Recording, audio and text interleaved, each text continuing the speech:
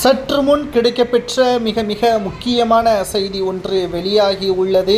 தமிழகத்தில் பாதுகாப்பு இல்லாமல் போய்விட்டது. மத்திய துணை இராணுவமும் காஷ்மீருக்கு சென்று விட்டார்கள். தமிழகத்தில் பயங்கரவாதிகள் ஊடுருவல் அதிகமாக இருப்பதன் காரணமாக தமிழகத்தில் அதிக பாதுகாப்பு தேவை. தமிழக அரசை நாங்கள் நம்ப தயாராக இல்லை என்று பலரும் சமூக வலைதளங்களில் பரப்பி வருகிறார்கள். உண்மைத்தன்மை என்ன? சென்னையிலிருந்துதான் இலங்கைக்கு 4 பயங்கரவாதிகள் தப்பித்துச் சென்றார்கள்.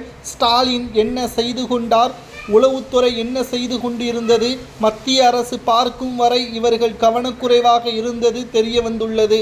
தமிழகத்தில் இந்தியா பாகிஸ்தான் இடையே பிரச்சனை முடியும் வரை தமிழகத்தில் ஜனாதிபதியின் ஆட்சியை கொண்டு வருவதுதான் சரியாக இருக்கும். ஏனென்றால் திமுகவின் ஆட்சியை நாங்கள் நம்புவதற்கு எந்த ஒரு சாத்தியக்கூறும் கிடையாது.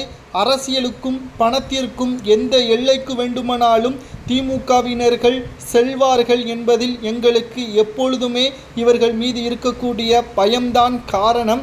தமிழகத்தில் நிச்சயமாக பயங்கரவாதிகளின் ஊடுருவல் இருப்பதற்கான சாத்தியக்கூறுகள் இருக்கிறது. ஏனென்றால் சென்னையில் இருந்துதான் இலங்கைக்கு தப்பிச் சென்று இருக்கிறார்கள். இன்னமும் பல பயங்கரவாதிகள் இருக்கிறார்கள். மேலும் தைரியமாக பாகிஸ்தானில் இருந்து பயங்கரவாதிகள் இந்தியாவின் இந்த மகிழ்ச்சி இன்னும் ஒரு சில நாட்கள்தான் என்றும் எச்சரிக்கை விடுத்துள்ளார். தமிழகத்தில் இருந்து மிகப்பெரிய அளவிலான பிரச்சனை வந்துவிடக்கூடாது என்றால் மத்திய துணைப்படை இராணுவம் தமிழகத்தில் குறிப்பாக மக்கள் தொகை அதிகமாக இருக்கக்கூடிய சென்னை, கோயமுத்தூர், மதுரை போன்ற பகுதிகளில் குவிக்கப்பட வேண்டும்.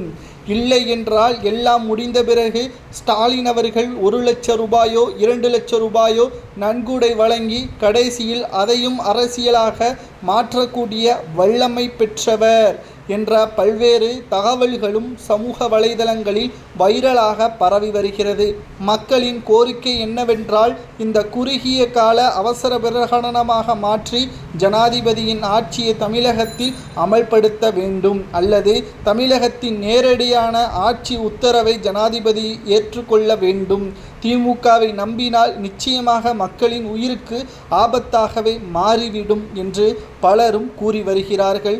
எதிர்க்கட்சி தலைவர் என்னவென்று கூறுகிறார் என்றால், திமுக இந்த முறை அரசியலை பார்க்காமல் மக்களின் மனிதநேயத்தை பார்த்து யார் குற்றவாளி என்பதை ஆராய்ந்து உடனடியாக மத்திய உளவுத்துறைக்கு தெரிவிக்க வேண்டும்.